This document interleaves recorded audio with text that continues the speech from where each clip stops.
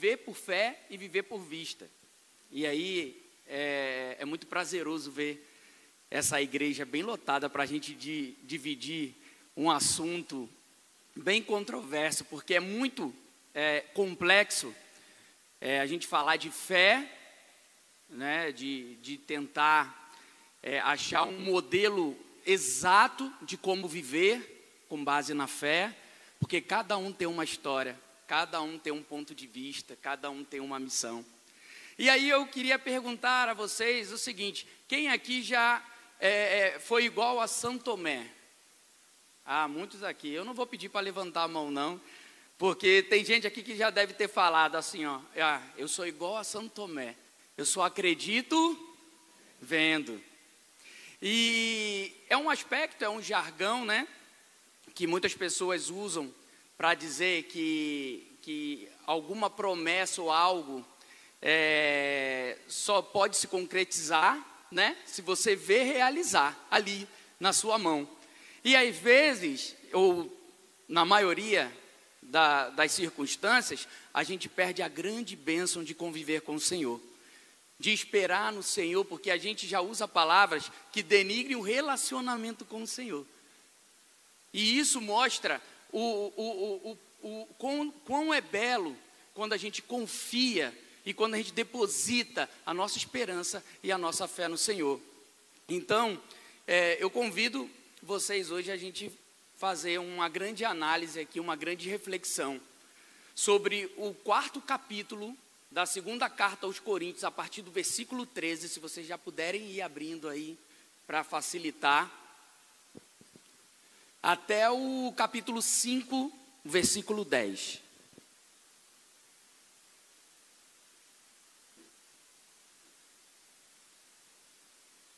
Eu particularmente, eu também já falei que eu era igual a São Tomé, mas por causa de uma colega que trabalha comigo. A Cardilânia está aí, não? Levanta a mão, Cardilânia. Ah, então posso falar dela. Cardilânia sempre fala que vai levar um bolo e nunca leva. Aí eu falei para a Cardilânia, só acredito vendo, né? Mas é uma brincadeira para descontrair, é o nosso ambiente de trabalho, mas isso em muitas pessoas refletem na própria vida com o Senhor. Isso é um fato. E isso pode, gente, nos afastar do que o Senhor está preparando para a nossa vida. Tá bom?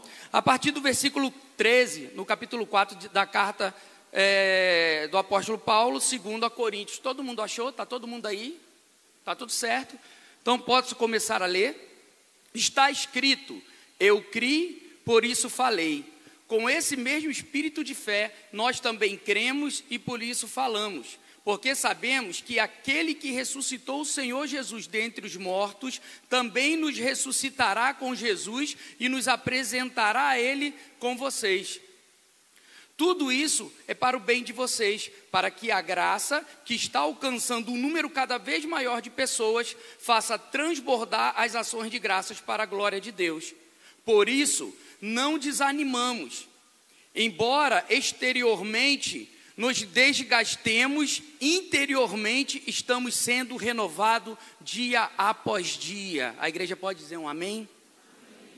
Pois os nossos sofrimentos leves e momentâneos produzem para nós uma glória eterna. Eu vou repetir o versículo 17. Pois os nossos sofrimentos leves e momentâneos produzem para nós uma glória eterna que pesa mais do que todos eles. Assim fixamos os olhos não naquilo que se vê, mas naquilo que não se vê. Pois o que se vê é transitório, mas o que não se vê é eterno. E aí, continuando no 5:1, diz assim: sabemos que se a temporária habitação terrena em que vivemos for destruídas, temos da parte de Deus um edifício, uma casa eterna nos céus, não construída por mãos humanas. Enquanto isso, gememos, desejando ser revestido da nossa habitação celestial, já que quando estivermos vestidos, não seremos encontrados nus. Pois enquanto estamos nesta habitação temporária, gememos e não nos angustiamos, porque não queremos ser despidos, mas vestido da nossa habitação celestial, para que aquilo que é mortal seja absorvido pela vida. Foi Deus quem nos preparou para esse propósito, dando-nos o Espírito como garantia do que está por vir. Portanto, temos sempre confiança e sabemos que, enquanto vivemos neste corpo, estamos longe do Senhor, pois vivemos por fé, não pelo que vemos. Eu vou repetir o versículo 7. Pois vivemos por fé e não pelo que vemos. Temos, pois, confiança e preferimos estar ausente do corpo e viver com o Senhor. Por isso, temos o propósito de lhe agradar, quer estejamos no corpo, quer o deixemos. Pois todos nós devemos comparecer diante do tribunal de Cristo, para que cada um receba de acordo com as obras praticadas por meio do corpo, quer boas, quer más. Amém? Então, irmãos, nós temos aqui um trecho longo, da qual nós vamos abordar 4 pontos bem específicos sobre a conduta de Paulo, a igreja de Coríntios, os ensinamentos dos quais ele tenta passar para a igreja. E lembrando que nós estamos na segunda carta, respectivamente, tá, alguns fatos históricos. Essa segunda carta seria a terceira. Existe uma carta entre a primeira e a terceira, a segunda, que se perdeu no tempo, na história. E alguns estudos dizem que esta carta era a carta terrível de Paulo aos Coríntios. Era a carta da qual ele puxa mesmo e aperta a orelha do povo de Coríntios. E havia ali uma grande dor, porque tudo aquilo que ele havia tratado na plantação da igreja, tudo aquilo que ele vinha ordenado dentro dos preceitos cristãos, havia se perdido. A igreja vivia imoralidade sexual, a igreja vivia problemas com alimentação de deuses, a igreja vivia problemas sobre liderança, a igreja vivia problemas sobre a autonomia de Paulo, falsos ensinos, falsos profetas. E no andar dessa carruagem, vem a terceira carta, que para nós está aqui como a segunda carta. Está confuso? A do meio se perdeu, então aquela que seria a terceira virou a segunda. E aqui o apóstolo Paulo, ele já vem um pouquinho mais manso do que aquela que ele, vou falar na linguagem lá do sul, desceu o sarrafo. É assim aqui também? Não. Aqui não é assim não, né? Não. Vão participar comigo? Senão vocês vão me constranger e eu vou ficar... Tá bom assim? Então vamos. Lá no sul é descer o sarrafo, tá? Vamos deixar assim. E aí o apóstolo Paulo, ele traz nesse capítulo 4 e no capítulo 5, uma condição muito complexa de tratar dentro da igreja. E aqui ele não está falando para quem não conhece o evangelho, para quem nunca teve contato com o evangelho. Ele está falando para a igreja. Ele está falando, de certa forma, para aqueles que já têm uma vivência com o evangelho. E aí o apóstolo, primeiro, ele começa a defender o apostolado. Ele começa a defender o apostolado. O apóstolo Paulo, ele sofre na carne, e ele trazia na carne as marcas da luta pelo evangelho. E isso a igreja começou a ver de uma forma um pouco estranha, dizendo: será que ele está pregando a palavra de Deus? Porque é tanto sofrimento. Por isso que tem aquela história que uns são de Apolo, outros são de Paulo, porque a igreja começa a escolher aquilo que é mais suave ou mais bonito aos seus olhos. E não é assim que a gente vive hoje. E não é assim quando as pessoas falam: rapaz, eu não vou mais não, porque o pastor Moisés, ele pegou pesado lá no culto da manhã. Eu vou para o outro ali, porque o outro vai dizer que eu consigo mesmo, eu vou, você merece, aquele coach, você merece ir para o inferno, você merece. Porque se não prega a verdade, não há confronto, o evangelho não foi pregado. Foi. Senão não estaríamos aqui, porque nós estamos numa igreja, irmãos, e nós estamos aqui repleto de pecadores, sim ou não? E nós estamos aqui o quê? Carecendo de quê? De um milagre da presença do Senhor. Por isso que a pregação complexa de falar que você precisa viver pelo que você não vê. não pelo que você vê, porque o que você vê é transitório, o que você não vê é eterno. E Paulo, ele começa a defender o seu apostolado, ele vem com os aspectos mais complexos sobre fé, sobre ressurreição, sobre a ação da própria morte, na condição do descanso da alma. Gente, isso não é fácil de você pregar, não. De você falar isso para um irmãozinho que está no pecado. Era uma igreja que estava completamente perdida. Só que Paulo tinha um amor sobrenatural com a igreja de Corinto, que nenhum documentarista, que nenhum teólogo ainda conseguiu decifrar esse amor. Porque trata de condição emocional, sentimento. Isso não dá para decifrar. Não dá para decifrar. Então, o seu propósito passa a defender o seu apostolado, que foi marcado por sofrimentos e aflições. E ele trazia no seu corpo a marca do evangelho. E ele trazia isso de uma forma bem sublime. Paulo, eu até falei isso de manhã, e isso é uma análise minha, um entendimento meu.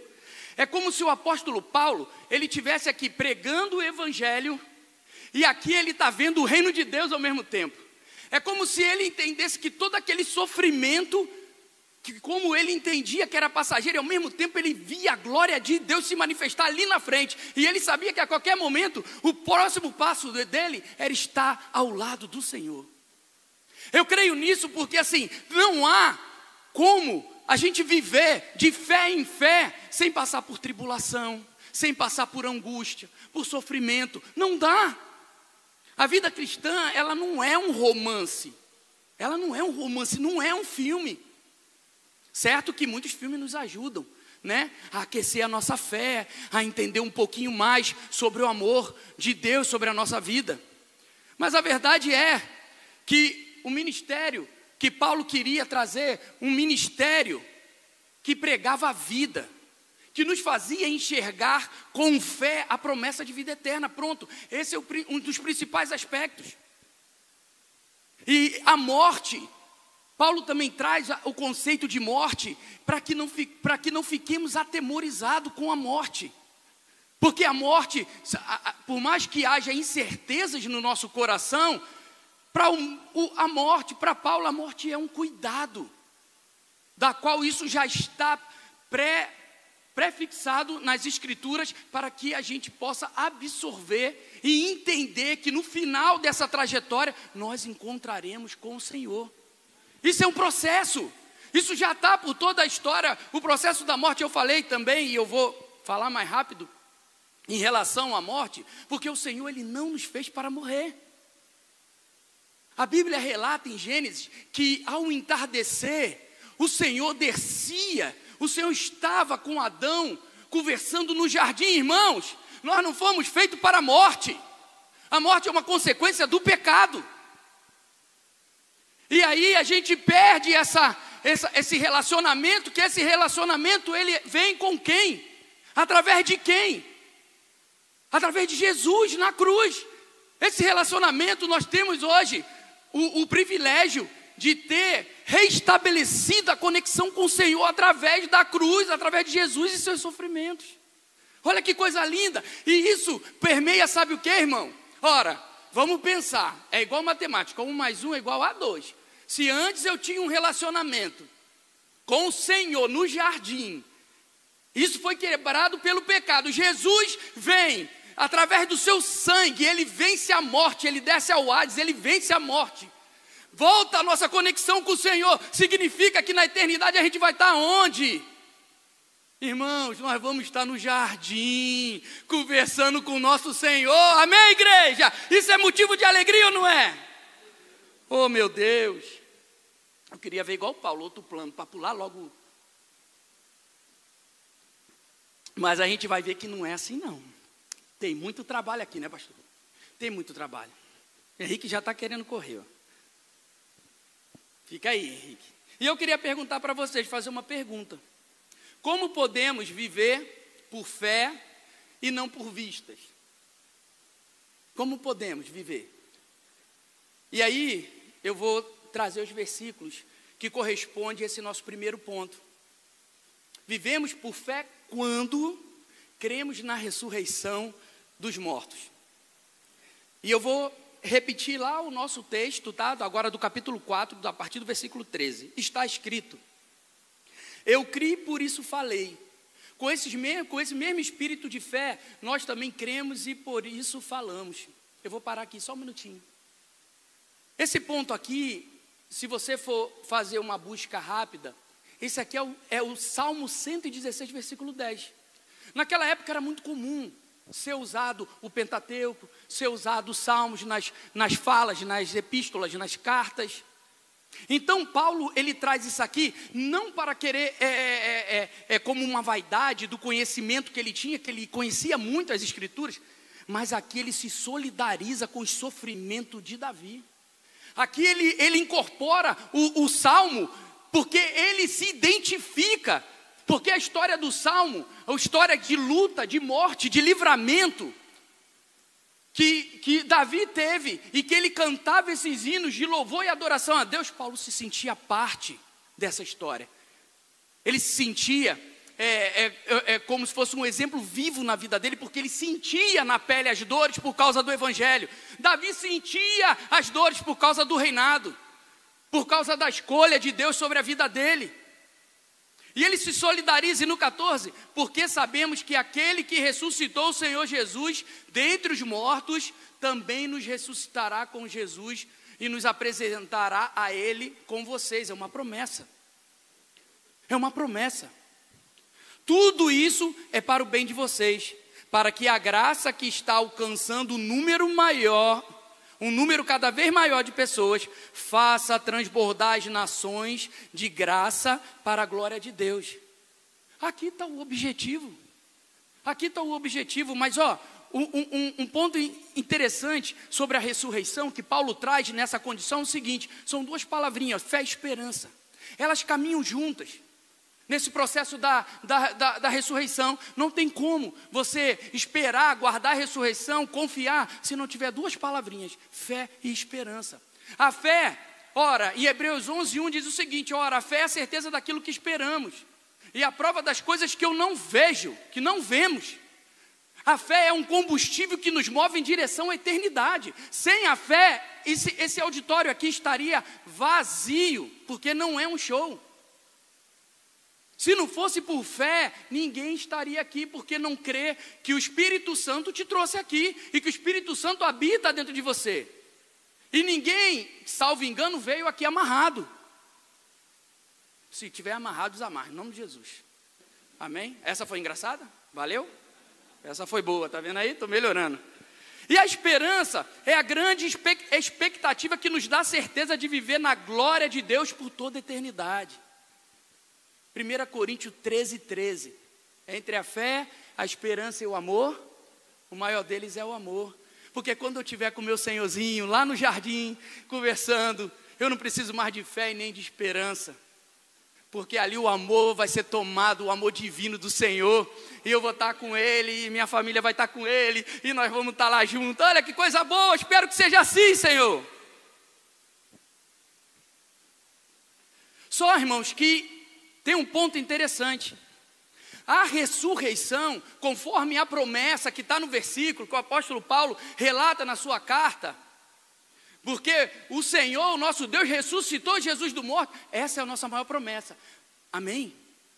Esse é o conceito basilar da vida cristã. Sem ressurreição, não haveria Jesus Cristo, não haveria fé cristã, não haveria cristianismo, nós íamos viver de quê? É a grande resposta, é o concurso da palavra, de tudo que vivemos. Porque sem ressurreição, estávamos perdidos pelo mundo, vivendo relativamente, como muitos ainda estão. E essa doutrina da ressurreição, ela está baseada em quê? Na crucificação, morte e ressurreição de Cristo. Está baseada, sabe em quê? Em que Cristo, Ele veio em condições humanas, Ele morreu, Ele desceu, Ele venceu a morte, Ele destruiu todas as estruturas do inferno. E hoje Ele está, sabe aonde? Ele ressuscita e está sentada ao lado direito do Senhor. É onde Ele está. Então é esse ponto que nos dá a certeza que há algo, como Paulo vê, esse plano que a gente não enxerga, porque a gente coloca muita coisa na nossa frente, né? A gente coloca a compra de um carro, a gente compra um apartamento, eita, esse apartamento não está bom, não, eu quero o outro, e eu quero ter, é uma loucura. É uma loucura, tem gente hoje motivada em ter e colocar no Instagram. A vaidade tem tomado conta de alguns irmãos. E aí, alguns estão vivendo plenamente na vista, e vivendo plenamente na vista, está vivendo sobre o relativismo humano. Você está vivendo, se der, deu, se não der, não deu. Eu vou, deixa a vida me levar. Ah, tá bom assim, porque assim tá legal. Vive relativizando tudo, não tem objetivo na vida, não tem propósito na vida. Mas aquele que vive por fé, ele sabe que isso tudo é passageiro. E eu já escutei, eu escuto muito, né? E pastor Moisés, como a gente trabalha junto, então tem muito exemplo, porque a gente discute muitas coisas junto. E ele chegou para mim uma vez, nas conversas, né? De irmão mesmo, de mentoria, de ajuizamento. Ele fala o seguinte: a gente não constrói nada para essa vida. E ele fala isso constantemente. A gente não está construindo para cá. Só vai dar certo quando você começar a construir para a eternidade. E quando a gente está focado em construir para essa vida, tem muita coisa. A minha vida é prova disso. Eu já tentei até fugir, irmão. Estava já pegando minhas coisas para voltar para o Rio de Janeiro. O Senhor me pegou e falou: eu quero você aqui. E eu não sou religioso ao ponto de falar: rapaz, olha, não, tu não vai me ouvir falar, mas esse é um testemunho que eu tenho. O Senhor me pegou e me botou aqui. Eu nunca pensei em estar aqui agora com o microfone, pregando a palavra do Senhor. Mas o Senhor falou: eu quero você aqui, você vai fazer o que eu te mandar. Eu falei: estou aqui agora, eu vou seguir. Porque eu já vi que eu já me escondi, eu já corri, comecei a viver por vista, sempre vivi por vista, sempre correndo atrás de dinheiro.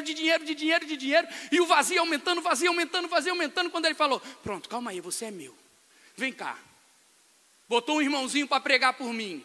Botou um irmãozinho para ficar, e eu perturbando a vida do irmão. E o irmão não desistiu.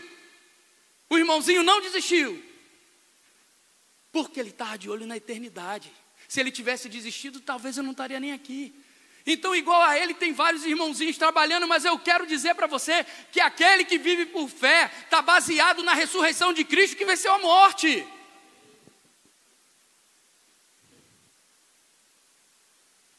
E agora eu vou para o ponto 2. Estou indo bem no tempo, viu? Lembra que o senhor brigou comigo? Não. Estou indo bem. Ponto 2. Vivemos por fé quando fixamos nossos olhos naquilo que não se vê. 2 Coríntios 4, 16, 18. Vamos ler? 16. Fiquem com a Bíblia aberta, que é para a gente ficar passeando aqui, certo? Tem muita coisa boa para a gente ler hoje, para a gente desfrutar do que o Senhor quer para a nossa vida. Vivemos por fé quando fixamos nossos olhos naquilo que não se vê. Já demos vários exemplos. E no versículo 16 diz: por isso não desanimamos, embora exteriormente nos desgastemos, interiormente estamos sendo renovados dia por dia. Gente, olha o poder dessa palavra. Olha o que o Senhor está dizendo para a gente aqui, ó. Por isso não desanimamos, embora exteriormente nos desgastemos, interiormente estamos sendo renovados dia por dia. Pois os nossos sofrimentos leves e aquela condição de que Deus nos dá tudo no ponto certo que a gente consegue suportar, e momentâneos produzem para nós uma glória eterna, que pesa mais do que todos eles, que todos esses problemas, de que todas essas aflições e dores. Assim fixamos nossos olhos não naquilo que se vê, mas no que não se vê, pois o que se vê é transitório, mas o que não se vê é eterno. Lembra da história? Aqui hoje está Eu que estou agitado. Eita, água de coco. Está melhorando o negócio aqui, hein, pastor? Vocês lembram da história dos vasos de barro, da última pregação? Dos tesouros do céu e dos tesouros terrenos? Ah, rapaz. Obrigado. Obrigado. Está vendo aí como eu sou tratado? E eu falo em casa, rapaz, pastor Moisés me tratou tão mal essa semana. Falei para minha mulher, rapaz, não estou aguentando mais não. Vou ligar lá para o pastor, o presidente lá e vou falar porque eu não estou aguentando mais pastor Moisés. Na frente de todo mundo. Mas ele é uma benção. Eu gostei do tratamento, gostei. Pode me chamar que eu venho de novo. Mas vocês lembram da história dos vasos de barro, do tesouro? Paulo, ele tá trazendo ali a condição de seguinte, ó, da condição do nosso corpo. Eu vou usar uma palavra aqui, mas é uma palavra que a gente pode dissolver ela de duas formas. Nós estamos em estado de putrefação. Na verdade, esse estado é quando uma pessoa ela falece e logo em seguida ela começa, né, a decompor rapidamente. Mas trazendo para a nossa vida, desde quando nós nascemos, nós estamos nesse estado, tá? E não há nada que a gente possa fazer, mesmo os irmãozinhos aí do Botox. Tem irmãozinho aqui do Botox, não? Tem, que eu sei, tem. Peguei na ferida, viu? Peguei na ferida. Não há nada que a gente possa fazer, porque nós estamos em estado de decomposição. E aí, o apóstolo Paulo traz a ideia da fragilidade desse corpo, né? Desse corpo que é um corpo pecaminoso. É tão pecaminoso que a palavra diz que o nosso coração, os desejos do nosso coração é enganoso, até a parte interna. Não quem habita, não o morador. Porque se você reconhece o Senhor como teu Deus, a autoridade sobre a sua vida, o Espírito Santo habita dentro de você. O morador não. É esse morador que eu estou falando que é o tesouro em vaso de barro. E Paulo traz essa ideia, porque essa ideia só é elaborada para aqueles que vivem para a eternidade, com o olho lá na eternidade, que vivem de fé em fé. Uma hora esse corpo aqui, né, ele vai acabar. Uma hora esse corpo vai se decompor, ele vai cansar. Mas os sofrimentos tendem a nos trazer para onde? Para a realidade. Quando nós enxergamos lá na frente, para viver de fé em fé, né? Porque é a ideia do que o apóstolo Paulo está dizendo, maior que é suporte, que você vai conseguir, mas tem algo que nos traz para a realidade, para o chão, para o que é visível. Sabe o que é? São os problemas cotidianos, a falta de emprego, né? Depressão, ansiedade. Eu não vou nem perguntar quem toma remédio aqui, vou nem perguntar. Qual o mal da nossa era? Ansiedade.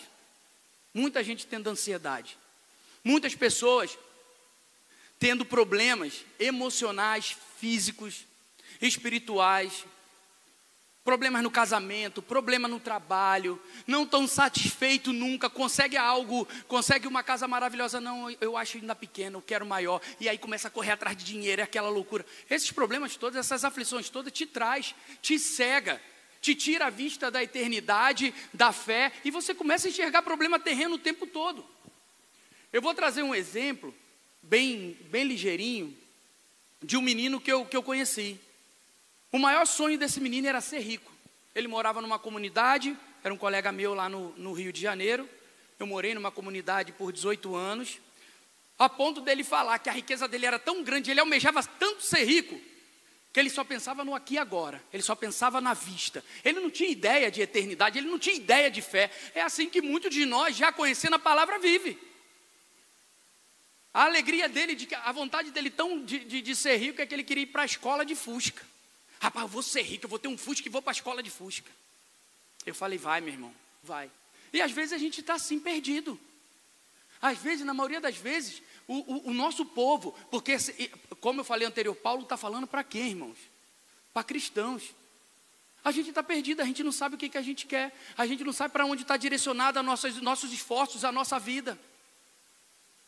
Muitos de nós ainda estão perseguindo sonhos materiais e não ficam satisfeitos.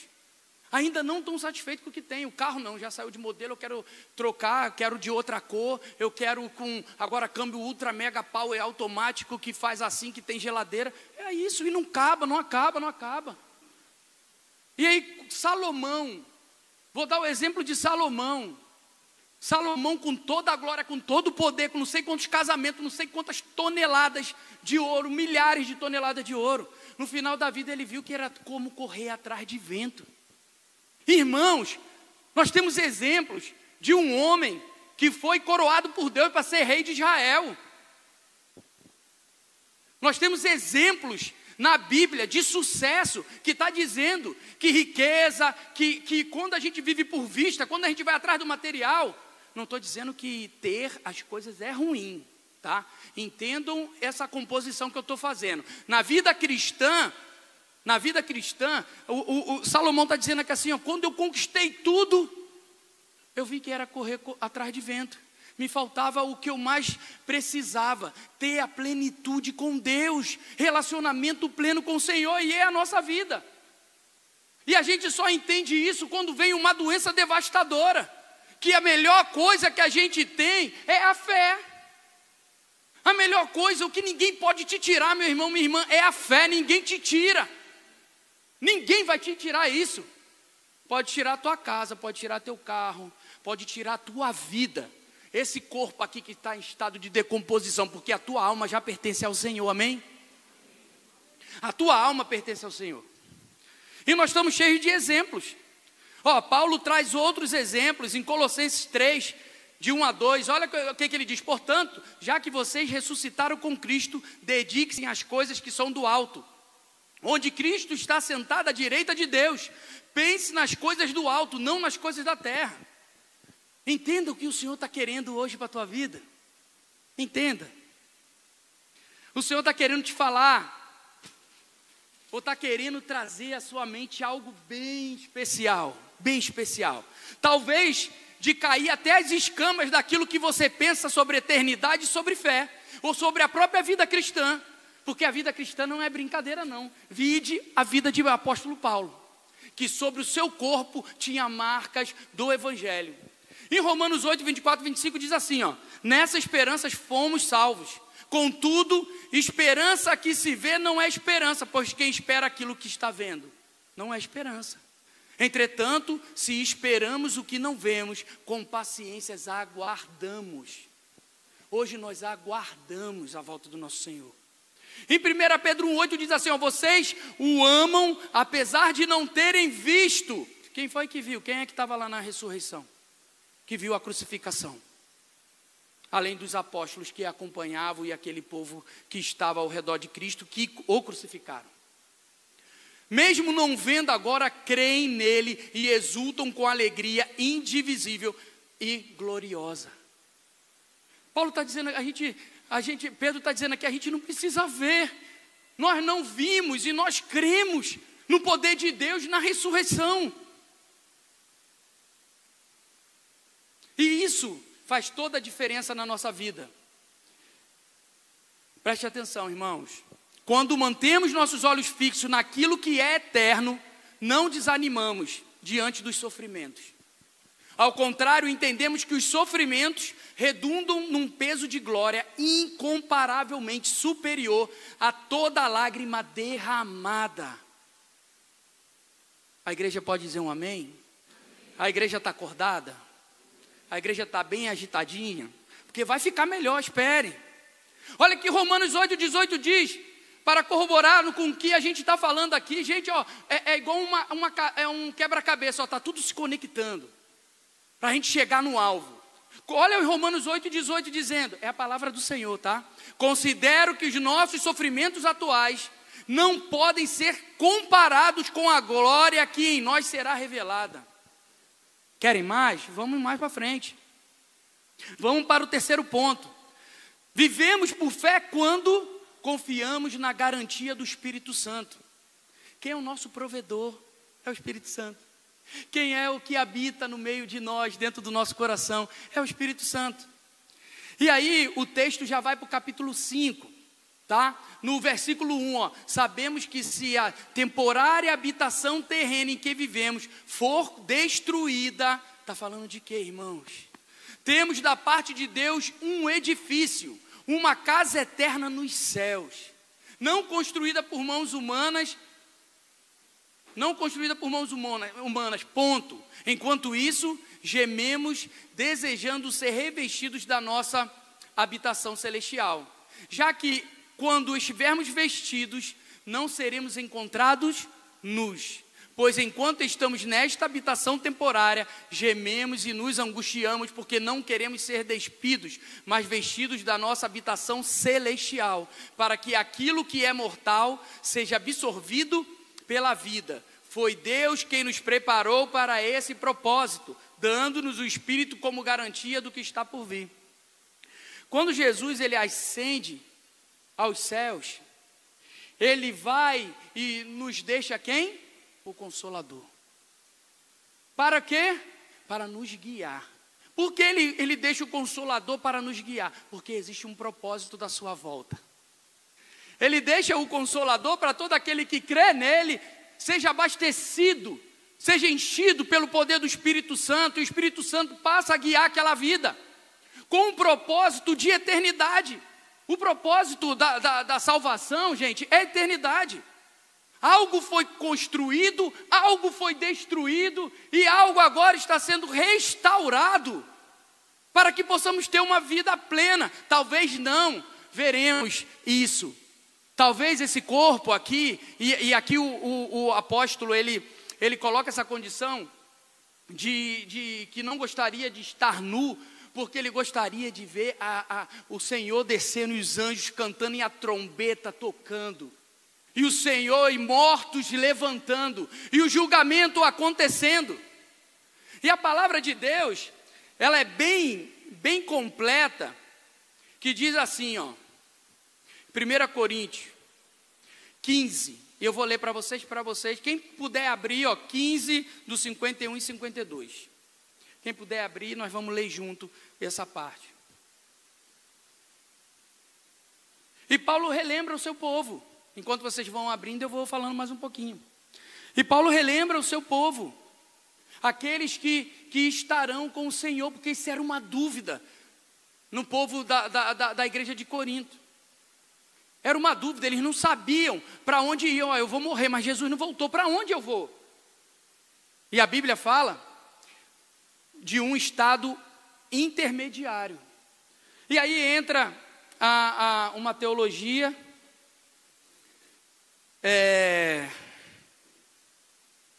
que nos traz a ideia de um corpo, da ressurreição em um corpo incorruptível, que também é relatada em uma das suas cartas.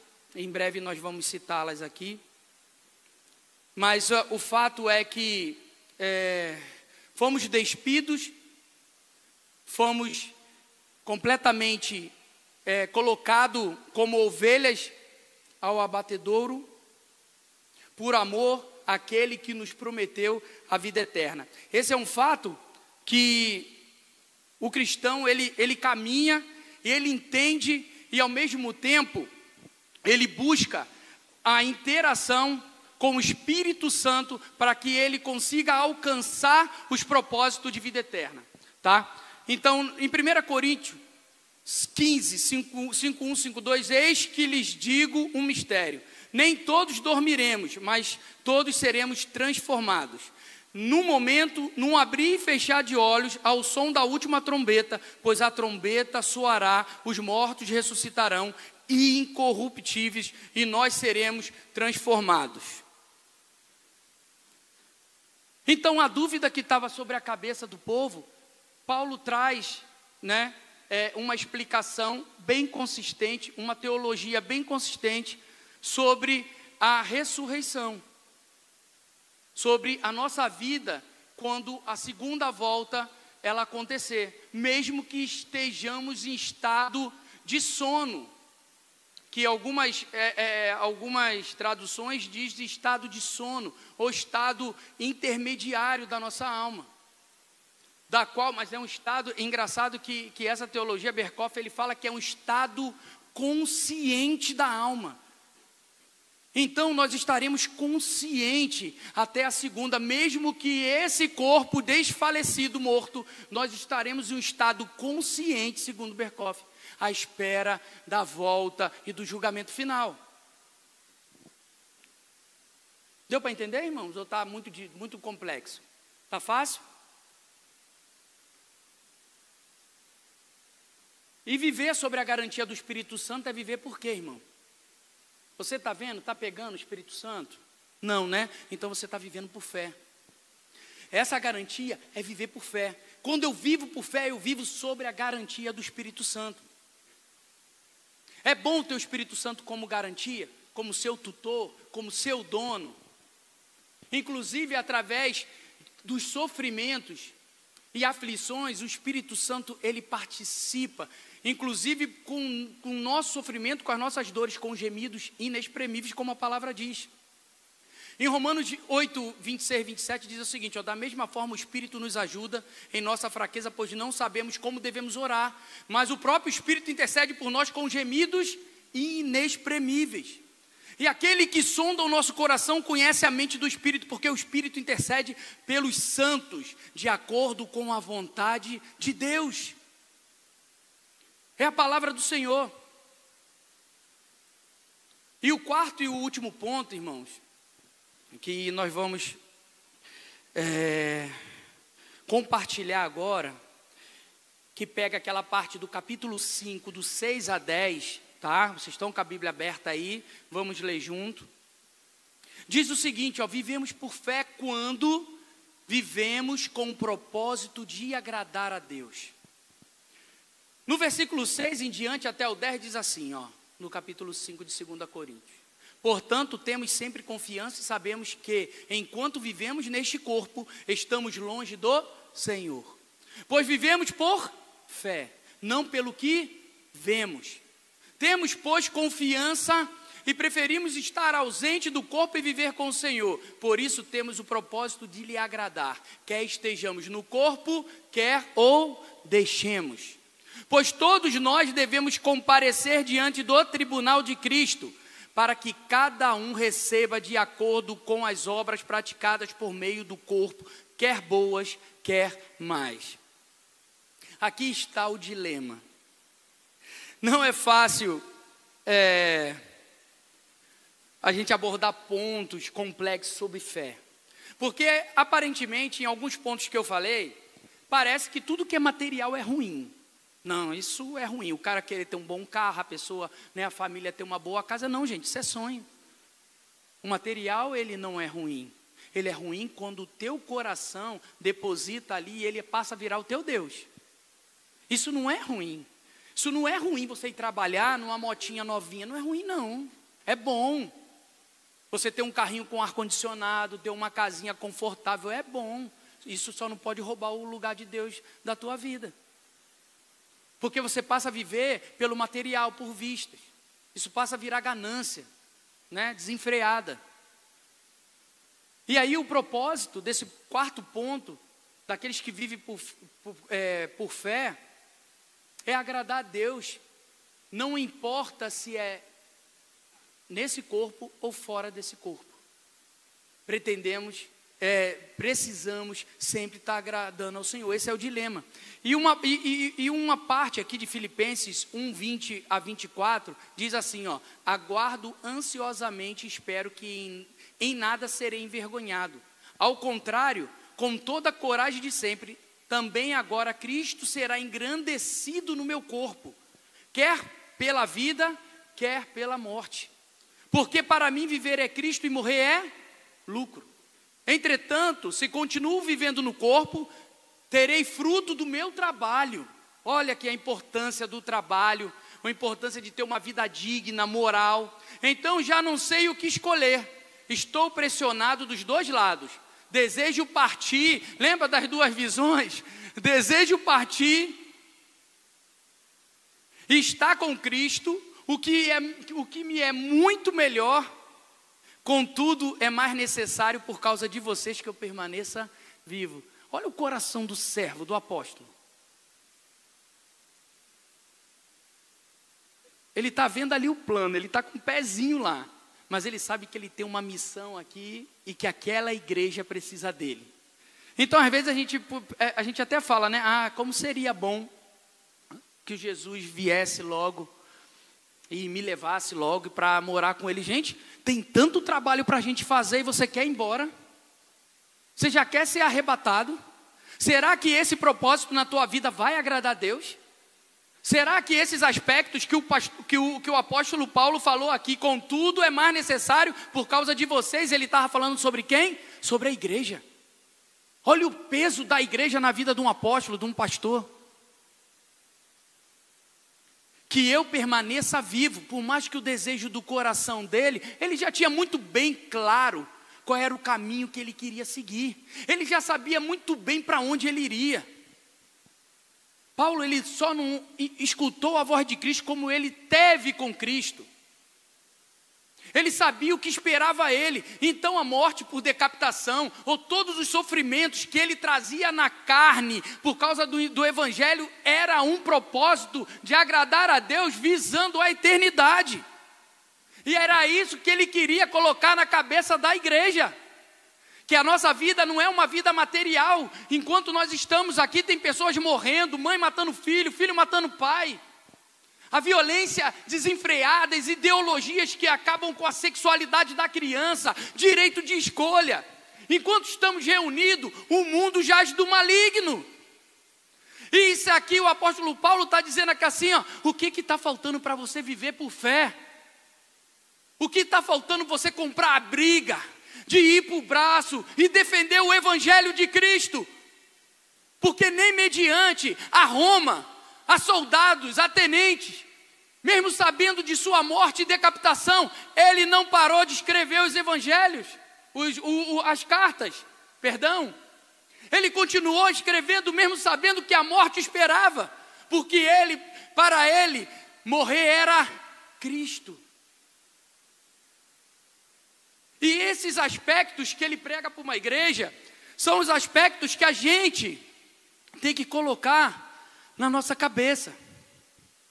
Paulo, ele pensava na segunda habitação. Paulo não estava pensando nas coisas daqui terrena. Ele estava querendo ir embora, ele estava querendo estar com Cristo, porque ele sabia o que esperava ele. Paulo fala do propósito da vida daqueles que vivem por fé.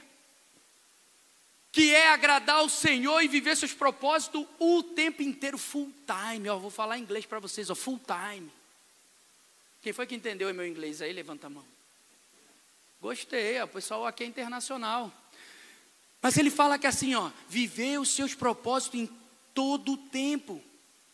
Pois um dia compareceremos ao tribunal. E sabe o que meu filho falou esses dias? Falou, pai, pegou a Bíblia, falou, pai. Olha aqui que interessante, em Mateus 10, 32 e 33. Quem pôde me confessar diante dos homens, eu também o confessarei diante do meu Pai que está nos céus. Mas aquele que me negar diante dos homens, eu também o negarei diante do meu Pai que está nos céus. Uma criança de 10 anos. Pai, olha que lindo. E aqui, com todos os estudos, o apóstolo Paulo traz o entendimento de que existe um tribunal e nós vamos comparecer nesse tribunal. E quando você vai no tribunal, você precisa ser acompanhado de quem? Diga. E quem é o teu advogado? O teu advogado é aquele que você confessou diante dos homens. Meu amigo, tu quer poder, quer ver descer poder do céu? O teu advogado é nada mais, nada menos do que Jesus Cristo de Nazaré. É Ele que vai colocar a mão quando o Senhor abrir a tua vida, colocar para cá para a esquerda e dizer que assim, está vendo as tuas atrocidades? Está vendo aqui como foi pouco que você fez, que não compensa ainda o que você fez de mal. Mas aí o Senhor Jesus, ele fala, Pai, ele se arrependeu, ele está comigo. Ele está comigo, eu conheço o coração dele, ele é um homem arrependido, é uma mulher arrependida. Ele quer viver, Senhor, conforme a tua vontade, ele quer estar a eternidade com o Senhor, ele quer estar no jardim. E para isso, irmãos, não tem dor, não tem câncer, não tem depressão, não tem ansiedade, porque eu preciso viver por fé. É a fé que vai transformar a minha vida. É a fé que vai me dar uma vida melhor. É a fé que o Senhor vai cuidar dos meus filhos, que vai encaminhar, que vai direcionar, que vai livrar do mal. É a fé que vai te acompanhar o tempo todo. É a dependência do Senhor. E o melhor de tudo, Ele vai estar onde? No tribunal, ao nosso lado, botando a mão, intercedendo, falando: esse é meu, esse é meu, esse é meu, esse é meu, esse é meu, esse é meu, esse é meu. Ah, que coisa boa. E a banda pode subir, que eu já até excedi o tempo ali. Você é da banda, irmão? Você é da banda? A banda pode subir. Cansei, pastor, cansei. Eu cansei. Estou destreinado. E eu vou concluir agora, irmãos. Eu vou concluir querendo bater mais papo, querendo estar com vocês, querendo estar dividindo esse fardo, porque também não é fácil viver de fé em fé, não. Porque somos homens, somos mulheres. O trabalho, as angústias, a vontade de... é grande, mas a gente tem que viver de fé em fé. Nós precisamos crer na ressurreição, porque isso é basilar da vida cristã. Nós precisamos fixar os olhos sempre naquilo que nós não vemos. Foi o segundo ponto. Terceiro ponto, confiarmos na garantia do Espírito, porque Ele é teu garantidor, Ele é o fiador, meu Deus do céu. Ele é o que te garante. E o quarto ponto, vivemos com o propósito de agradar a Deus. E o interessante, quando ele fala do edifício celestial, é que em João, o Evangelho diz que Jesus, ele fala o seguinte, ó: na minha casa há muitas moradas. E é para lá que nós vamos, irmãos. É nessa morada que nós vamos habitar, porque o nosso advogado é o Senhor, amém? Eu não sei, irmãos, e eu vou repetir mais uma frase do meu pastor. Eu não sei se eu vou ser rico mais nessa época, eu acho que não. Eu acho que eu vou ser mais rico não, sabe? Mas eu tenho sido tão próspero. E isso eu não estou falando das lutas que nós temos, eu, a Raquel, o João, o Bernardo, as lutas cotidianas, né? Aquelas aflições, aquelas loucuras, mas eu tenho tido tanta prosperidade, porque eu sei plenamente o que eu quero. Antes eu me escondia, eu fugia. Hoje não, eu falo: Senhor, eu estou aqui, me use, Senhor. E isso tem permeado, isso tem trazido bons ventos para minha casa, para minha vida, para minha família. E eu queria dividir isso com vocês hoje. Busquei muitos lugares errados, vaguei muito por aí, vivendo por vista, querendo se encher de coisa que a traça, o tesouro que a traça e o ferrugem corrói. Mas hoje eu estou depositando no lugar onde nem traça e nem ferrugem pode tocar. Amém, irmãos?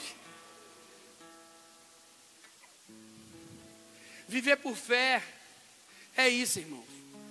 É ter olhos fixos no céu, vivendo essa vida com propósito, vivendo com propósito de agradar o Senhor em tudo que fazemos e aonde nós estivermos. Quando vivemos por vista, nós já sabemos o final. Agradamos a carne e isso não é motivo de alegria, porque a nossa maior alegria é viver de fé em fé, para que possamos ter uma eternidade ao lado do nosso Deus. Deus nos abençoe.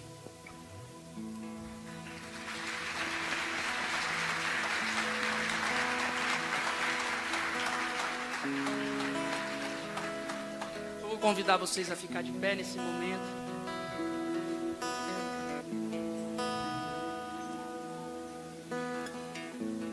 E eu queria confessar a vocês que eu fiquei muito atribulado. Acordei de manhã muito cedo e bem angustiado. Eu sabia da complexidade do texto. Quando o pastor me passou, eu vi que não era nada simples. E para algumas pessoas pode ser até simples, mas internalizar e viver cada coisa que às vezes a gente vai pregar aqui mexe com uma história, com uma parte da minha vida que eu tenho que relembrar, e isso me dói. E eu queria compartilhar, eu estava ansioso para estar aqui com vocês. Eu estava ansioso para isso. Eu queria orar com vocês e pedir que o Senhor vos revistam de paz, uma porção dobrada de fé, fortaleça a fé aqui de muitos. Se você veio, o café é bem abatido, bem cansado, bem desanimado, baixe sua cabeça agora, converse com o Senhor, peça ao Senhor uma porção dobrada de fé. Converse com o Senhor e diga: Senhor, eu não quero viver pelo que eu vejo, eu quero viver pelo que eu não vejo. Senhor, eu não quero plantar somente aqui para a eternidade, mesmo aqui para essa terra, mesmo sabendo que é necessário o nosso trabalho aqui para que o seu evangelho seja divulgado, desenvolvido e levado àqueles que não te conhecem. Mas nós queremos muito mais estar com o Senhor na eternidade, ó Deus. Então nos capacite, fazendo de nós, Senhor, instrumentos vivos da propagação do seu evangelho. Senhor, nos faça, Senhor, viver de fé em fé, entender, Senhor, os mistérios que permeiam a minha vida, a minha casa, meu casamento, meus filhos. O que tu queres, Senhor, com a minha casa, com a minha família, ó Pai. Capacite famílias, Pai. Restaure casamento, fortaleça as alianças familiares, porque é onde tudo começa, é onde teu evangelho é divulgado e é o exemplo do teu poder, Pai. É a família unida, aliançada no evangelho de Cristo. E eu peço, Deus, a Ti, que através desse louvor que vai ser ministrado agora, o Seu Espírito Santo, que está aqui, move nesse lugar, possa adentrar nos corações desanimados, aflitos, cansados, destruídos, e traga um renovo de vida, Pai, em nome de Jesus. Eu te convido a louvar o Senhor com alegria e coloque o seu coração diante do Senhor nesse louvor.